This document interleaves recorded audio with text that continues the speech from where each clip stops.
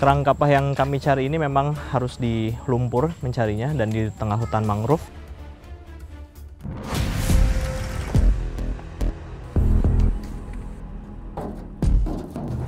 Jadi ini salah satu alasan mengapa generasi muda nggak banyak terlibat, karena prosesnya sangat lama, membutuhkan waktu berjam-jam untuk membakarnya saja, dan membutuhkan waktu berhari-hari sampai akhirnya menjadi kapur, dan akhirnya menjadi uang buat mereka.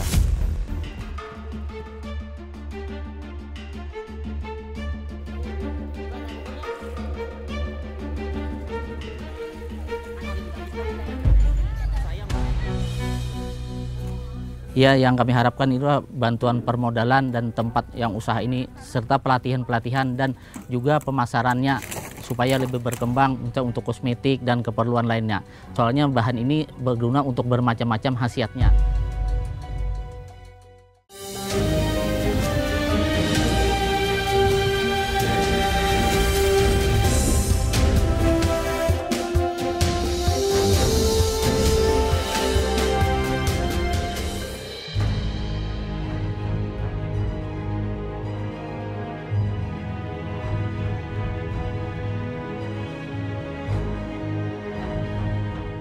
Tidak jauh dari kota Banjarmasin, Provinsi Kalimantan Selatan, ada sebuah desa di muara Sungai Barito.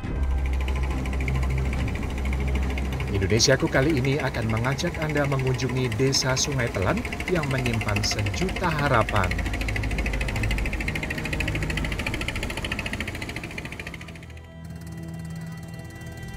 Mayoritas masyarakat desa Sungai Telan bekerja sebagai pencari kerang.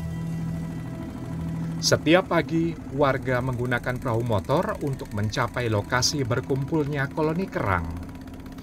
Di kiri kanan kami hanya ada sawah, kebun, dan hutan mangrove.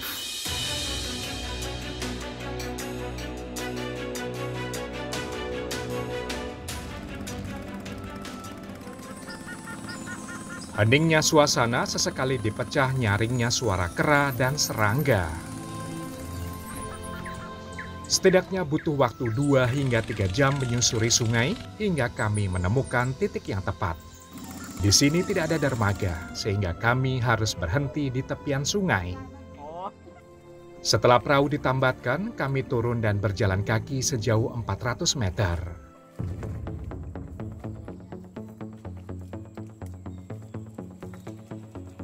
Kubangan lumpur yang tebal membuat kami harus ekstra mengeluarkan tenaga mengimbangi langkah kami yang berat.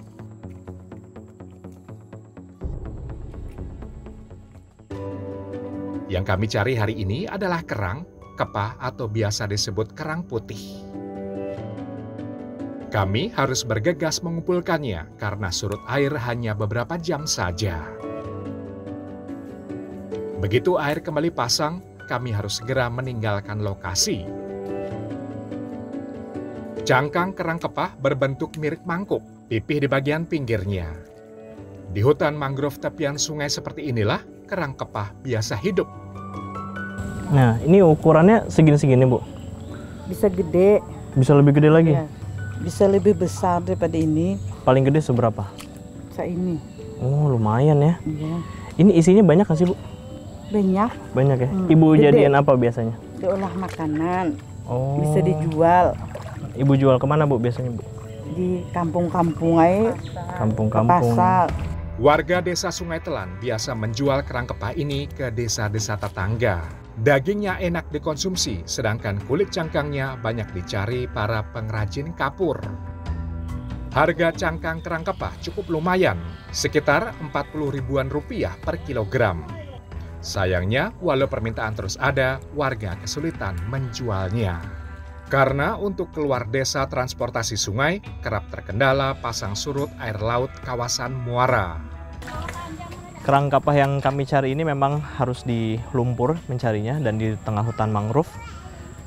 Memang di sini habitatnya monyet dan burung banyak sekali, dan tantangannya adalah kita harus merogoh-rogoh lumpur di ketebalan yang cukup dalam karena memang mereka ada di dalam lumpur. Jadi kita harus merogoh-rogoh ke dalam lumpur dengan ketebalan yang cukup dalam karena kerangnya ada di dalam situ. Jika beruntung, para ibu ini bisa mengumpulkan antara 2 hingga 3 kg kerang dalam beberapa jam. Tetapi kalau air naik tiba-tiba, mereka harus segera berlari menuju perahu motor dan bergegas pulang ke desa. Jika tidak, warga akan terjebak di tengah hutan mangrove.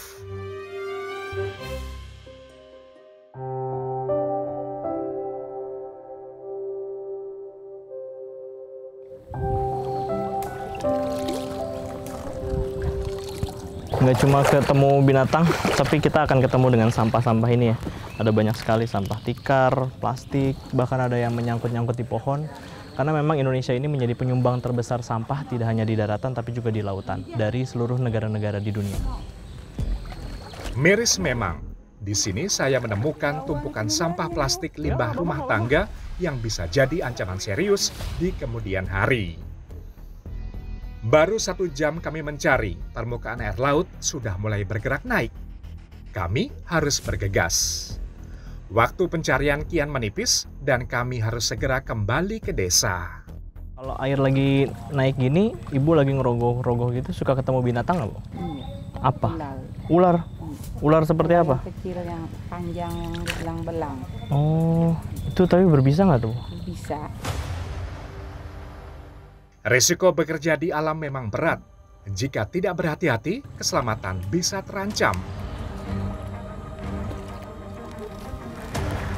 Pasang air semakin tinggi.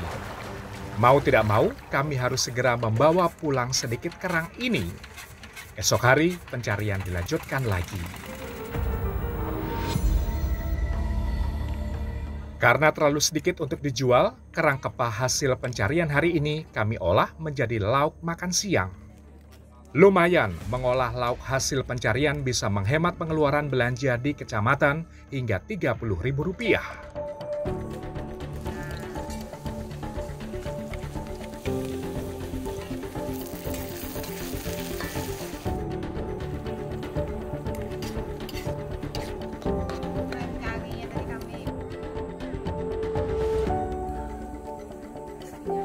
Buat kita yang berada di kota mungkin jarang makan ini. Kalaupun ada, harganya juga mahal sekali. Tapi buat warga di sini bukan hanya karena jumlahnya melimpah, tapi juga karena sulit dijual untuk menuju ke kota kecamatan yang jauh sekali, dan mereka juga tak punya banyak pilihan selain bertani dan memanfaatkan hasil dari sungai.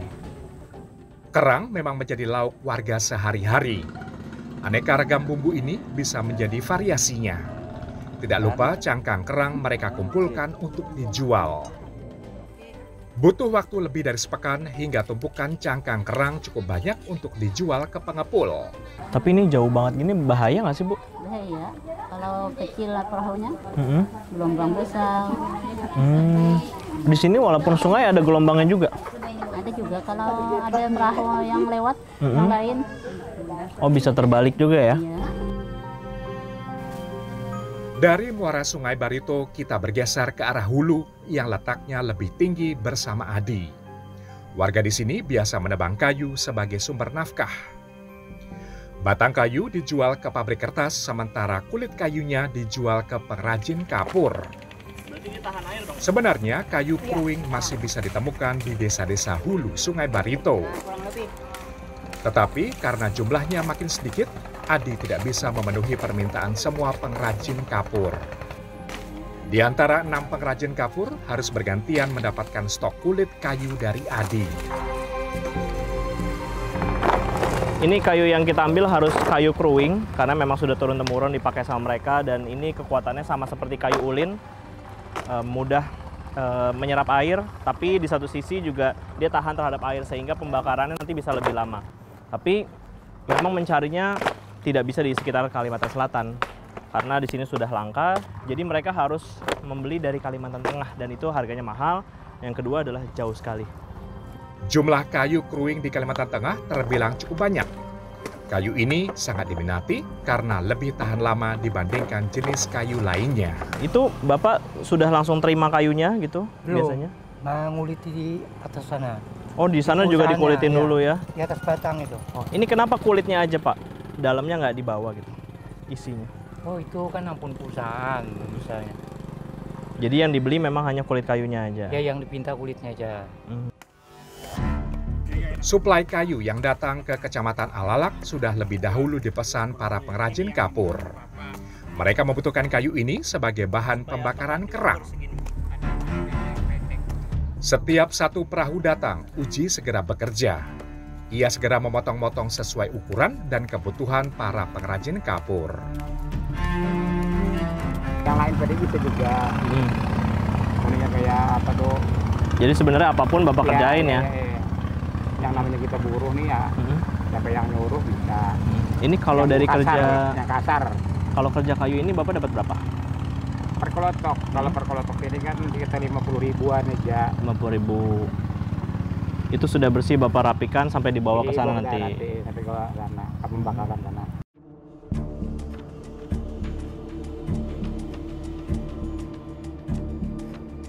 Sejak berabad silam, masyarakat Kecamatan Alalak sebenarnya dikenal sebagai pengrajin perahu jukung yang tersohor karena kualitas terbaiknya. Sayangnya, jumlah pengrajin perahu jukung telah jauh berkurang. Mereka yang tersisa kini harus memenuhi permintaan yang terus datang. Sulit nggak sih Pak bikinnya Pak? Ya kalau nggak bisa sulit lah. Yang sudah anunya ya ada apalagi sudah bisa. Bapak sendiri udah berapa lama bikin? Oh, kita sudah puluhan lah udah. Puluhan tahun. Waduh, hebat banget. Ini masih laku Pak kapal jukungnya Pak? Masih. Yang beli dari mana? Macam-macam aja. Orang dalam Banjar ini bisa jual, nelayan. Rata-rata pengrajin perahu jukung butuh waktu sekitar 6 pekan untuk menyelesaikan satu perahu. Sebuah perahu dihargai mulai dari 6 juta rupiah. Ukuran yang paling banyak dicari adalah perahu dengan panjang 6 meter dan lebar 50 cm. Ukuran ini dirasa paling pas untuk digunakan melaut. Kalau di daerah lain biasanya perahu jukung ini bersaing dengan para pembuat perahu fiber. Selain lebih murah, juga lebih mudah didapat. Sementara kalau di wilayah ini karena semuanya masih memakai perahu kayu, jadi jukung lebih berjaya.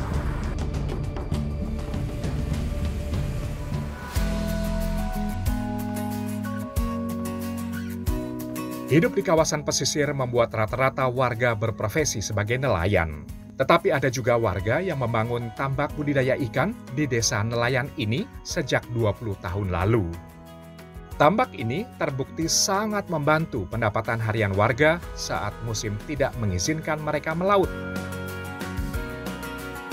Ikan yang dipelihara di sini kebanyakan adalah ikan papuyu, lais, dan betok.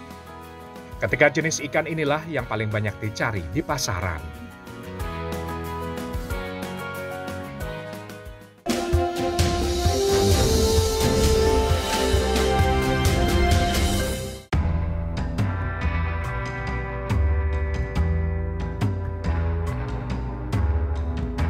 Pulau terbesar di Kecamatan Alalak adalah Pulau Sugara.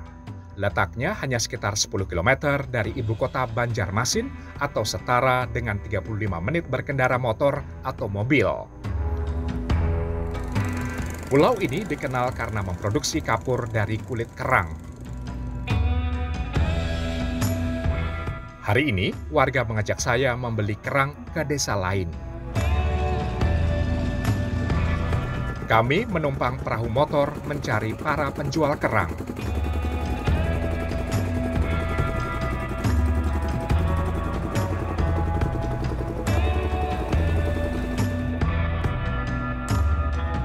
Setelah 1 jam melaju, akhirnya kami menemukan seorang penjual kerang. Para pengrajin kapur dari Pulau Sugara sudah dikenal sejak lama. 1 kilonya kena 15. Ya 90. Ya 90 ribu. Soalnya banyak yang lain juga mau Iya, beli. banyak pelanggan lah hitungannya. Jika satu karung ini Ya 30 kilo, kalau dua ini 60. Ya. Para pengrajin kapur dari Pulau Sugara sudah dikenal sejak lama, sehingga warga berbagai desa sudah terbiasa menjual kulit kerang kepada mereka. Sayangnya sekarang setiap penjual kerang hanya punya stok 1 sampai 2 karung. Sehingga seorang pengusaha kapur seperti Okin harus menunggu lebih dari sepekan hingga stok kerang mencukupi untuk produksi. Dalam sepekan, setidaknya Okin butuh hingga 1 ton kulit kerang bersih untuk diolah menjadi kapur. Paling jauh nyarinya dari mana Bang? Daerah ke Pangkalan Bun. Pangkalan Bun? Iya. Kalteng dong? Iya, makanya daerah keluar Kalimantan Selatan lah. Itu kok bisa nyari sampai ke sana? Ya dulu ada juga yang orang yang nawarin, mungkin dia melihat dari TV kan kulit karang ini berguna lah untuk pembuatan kapur. Sementara di sana nggak ada yang beli kali ya? Di sana kan nggak ada yang beli, nggak ada yang bikin kapur lah. Ada opsi lain bagi Okin untuk mendapatkan kerang, yaitu dengan membelinya dari pedagang di Kalimantan Tengah. Tetapi harganya lebih mahal Rp1.000 per kilogram. Artinya ia harus menyiapkan kelebihan budget lebih dari Rp1 juta. Ada sedikit beda kulit kerang kedua daerah ini. Cangkang kerang Kalimantan Tengah lebih tebal dan berwarna kekuningan.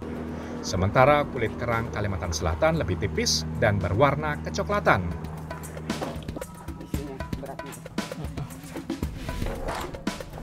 Setelah mendapatkan stok cukup, cangkang-cangkang kerang ini kami bawa ke dermaga lalu diangkut ke tempat pembakaran.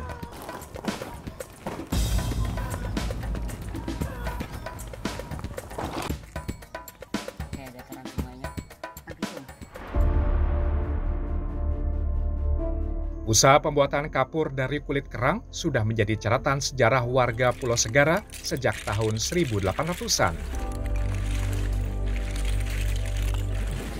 Hingga kini hanya tersisa 6 keluarga atau sekitar 90 orang yang masih meneruskan usaha turun-temurun ini.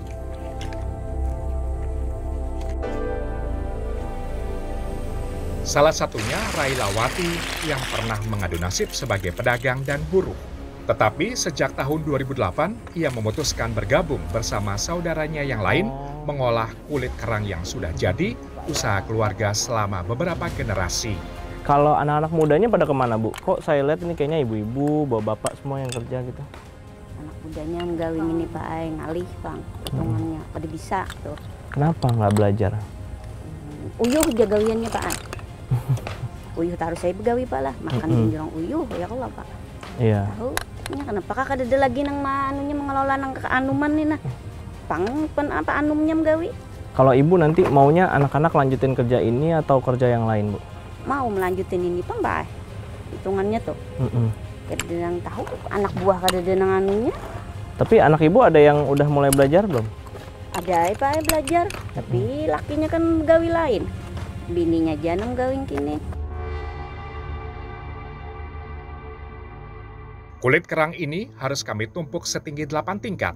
Masing-masing tingkat berukuran 3 x 1 meter. Sekali pembakaran, sekitar 700 kg kulit kerang bisa diolah sekaligus. Jadi dalam satu tumpuk kerang ini nanti jumlahnya hampir 1 ton, tepatnya sih sekitar 700 kilo. Tapi kita harus letakkan secara presisi supaya terjamin dari atas sampai bawah kualitasnya. Untuk menyusun 8 tingkat lapisan pembakaran ini, kami membutuhkan sekitar 300 bilah kayu yang kami susun sebagai bahan bakar. Pembakaran kulit kerang minimal berlangsung sekitar 3 jam hingga cangkang benar-benar kering. Panasnya jangan ditanya. Belum juga pembakaran baru dimulai, panas sisa pembakaran kemarin saja masih sangat terasa. Jadi ini salah satu alasan mengapa generasi muda nggak banyak terlibat, karena prosesnya sangat lama, membutuhkan waktu berjam-jam untuk membakarnya saja, dan membutuhkan waktu berhari-hari sampai akhirnya menjadi kapur, dan akhirnya menjadi uang buat mereka. Okin mulai menyulut api di 8 titik yang berbeda agar api menyebar merata. Doanya cuma satu, jangan sampai turun hujan dulu.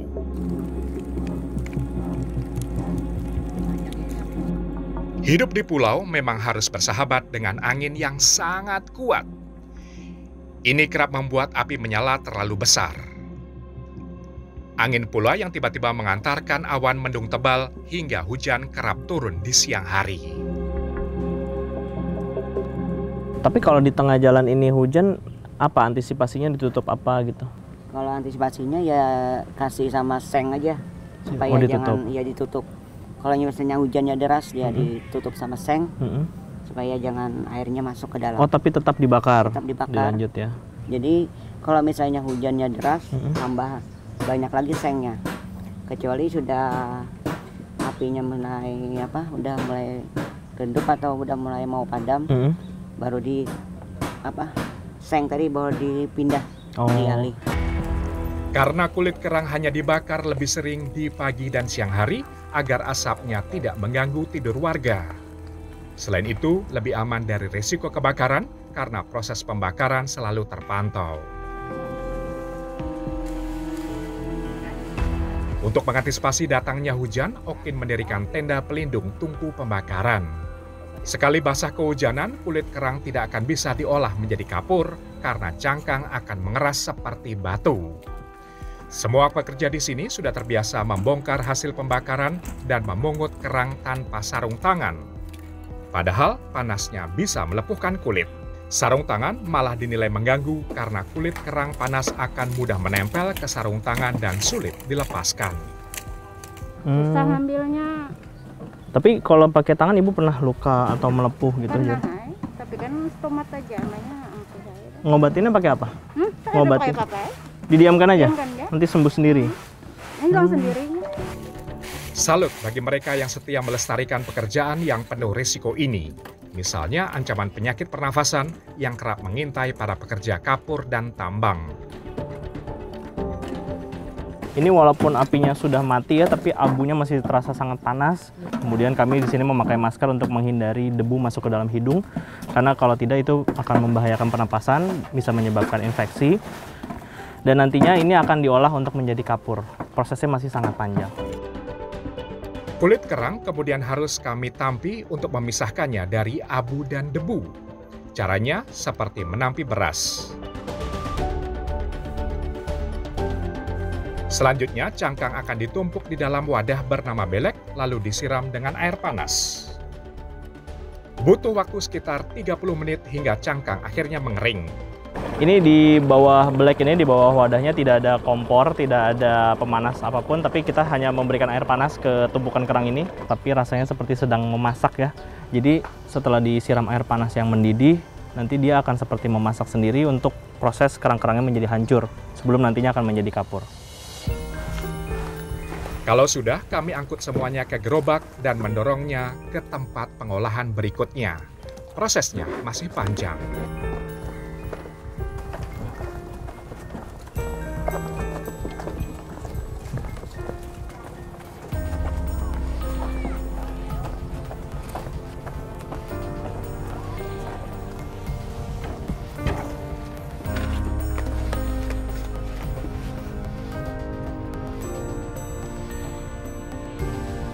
Prosesnya berarti panjang ya Bang ya? Iya. Itu ke sana sejam-sejam berarti? 1 jam. Proses satu jadi satu belek kapurnya 1 jam. Saya menemukan 4 orang nenek yang ikut bekerja di tempat pengolahan kapur ini. Tugasnya adalah mengaduk campuran kulit kerang dengan air sampai hancur dan mengental. Masing-masing orang harus mengaduk sekitar 4 jam baru bergantian dengan yang lain. Tenaga kuat dan kesabaran ekstra jelas dibutuhkan di sini. Kulit kerang harus diaduk sampai lumat. Kalau sudah terlihat menyatu seperti adonan, artinya tidak lama lagi sudah bisa dijadikan kapur. Jelas generasi muda banyak yang enggan untuk bekerja seperti ini karena prosesnya sangat lama, berhari-hari, dan juga melelahkan. Makanya mereka banyak yang lebih memilih ke kota untuk menjadi pegawai karena lebih menjanjikan dibandingkan pekerjaan seperti ini. Tapi yang pasti kalau pemerintah membantu setidaknya menyediakan alat agar prosesnya menjadi lebih singkat dan juga menjadi lebih mudah, tentu saya yakin generasi muda akan mau membantu dan meneruskan regenerasi di pembuatan kapur siri ini.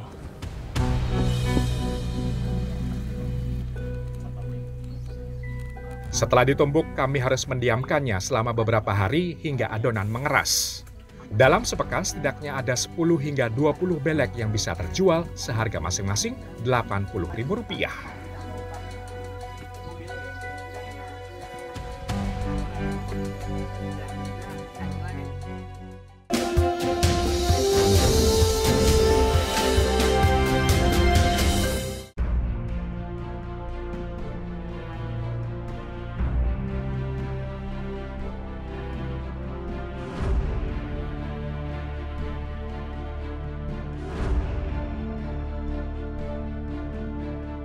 Hidup di pulau yang dikelilingi lautan ternyata tidak membuat warga mudah mencari air bersih. Bisa dibilang, air bersih sangat langka di sini. Demi mendapatkan air bersih, kami harus membawa jerigen, naik perahu motor untuk membeli air dari para sesama warga.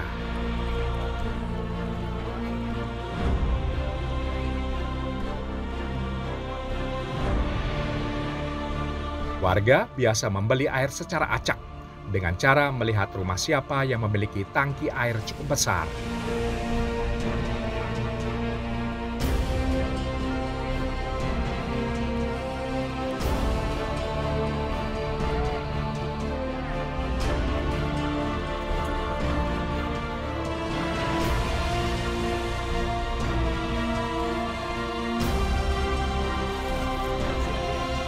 Air bersih kami tukar dengan uang Rp10.000.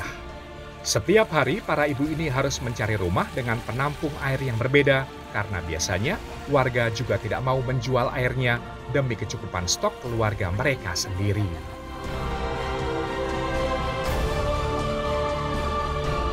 Hidup di tepian sungai juga tidak membantu. Kondisi air tanah tidak semuanya layak konsumsi.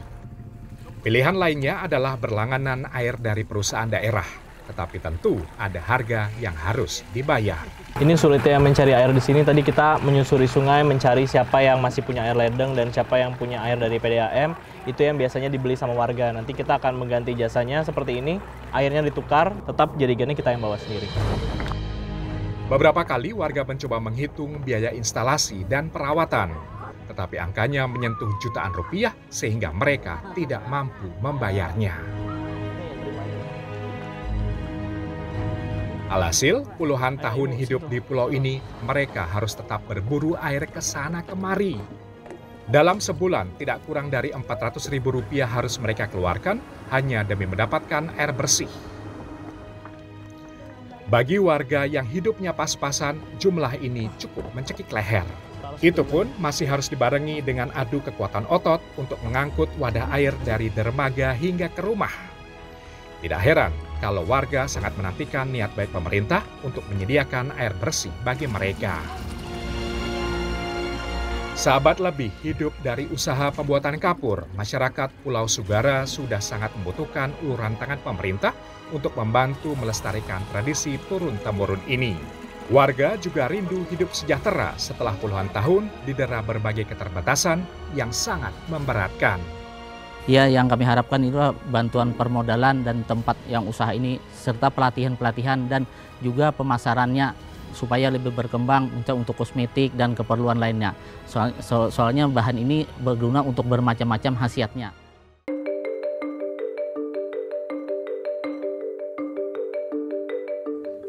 Lalu digunakan untuk apa sebenarnya kapur-kapur buatan warga Pulau Sugara ini? Kapur-kapur ini ternyata juga dijadikan bumbu masakan dan bahan pelengkap pembuatan kue. Wah, benar-benar tidak biasa. Hari ini Railawati dan Fahriyah mengajak warga lain membuat kue jawan alias putu seribu. Dalam adonannya ditambahkan sejumput kapur. Fungsinya untuk mengeraskan agar adonan kue tidak terlalu lembek.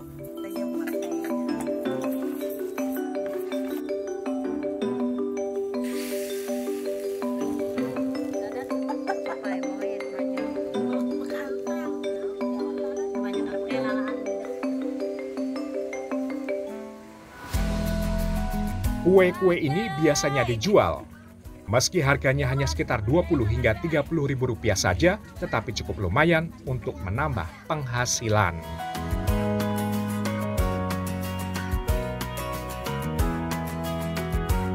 Belanjakan bahan pang dulu, hanya kesan di rumah sisanya tadi. Apa seperti apa?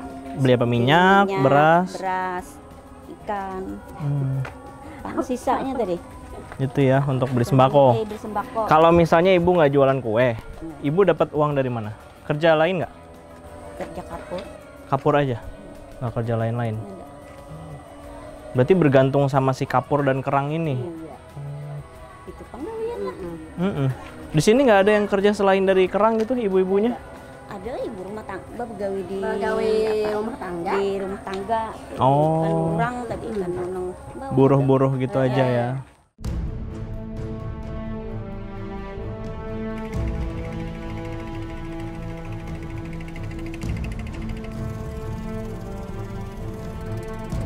Berpuluh tahun warga seolah dibiarkan berjuang sendiri melanjutkan hidup mereka.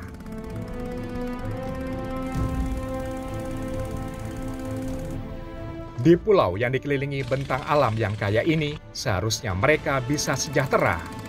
Asalkan pemerintah berpihak dan serius memenuhi kebutuhan warga, mulai dari pembangunan jalan, jembatan penghubung antar pulau, hingga bantuan modal dan teknis untuk berbagai usaha yang mereka hidupkan. Hingga itu semua terwujud, warga tetap harus menyulut semangat untuk tetap bertahan dan tidak tenggelam di antara pasang surut arus kehidupan. Entah sampai kapan.